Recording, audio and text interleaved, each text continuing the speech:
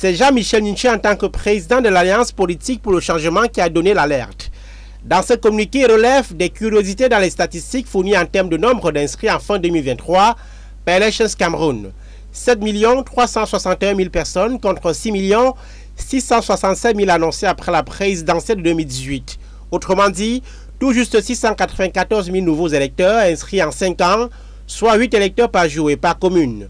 Un véritable scandale, analyse de l'APC, qui relève que ces chiffres tranchent avec le grand engouement des Camerounais à s'inscrire sur les listes électorales à travers le pays. Et l'ECAM s'est volontairement refusé de comptabiliser des Camerounais inscrits sur les listes électorales, pense la plateforme qui pointe la responsabilité de cet organe en cas de survenue de tensions sociales liées à d'éventuelles manipulations. À l'ECAM, le directeur général nie toute volonté de fausser les données. Les fraudes, et d'abord qu'on nous donne ces preuves, on peut le dire, mais il n'y en a pas. Et pour les inscriptions, ce sont les commissions qui ont les partis politiques.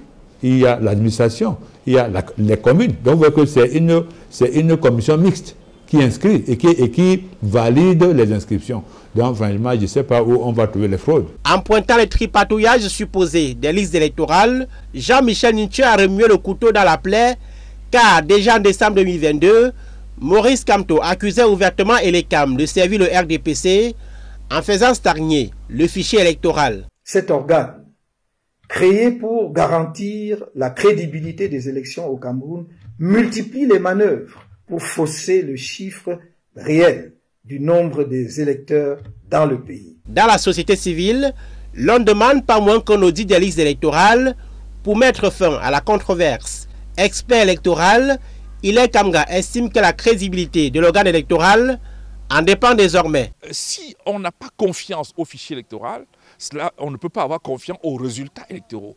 C'est ça la conséquence immédiate. Donc l'exigence, et j'en fais mienne aussi, l'exigence d'un audit de fichier électoral est une exigence fondamentale. D'ailleurs que nous sommes regroupés dans un cadre avec plusieurs acteurs de la société civile pour exiger justement cet audit du fichier électoral camerounais. À l'ECAM, on dit ne pas être opposé à un audit du fichier électoral, même si son directeur général ajoute que les partis politiques y ont régulièrement accès.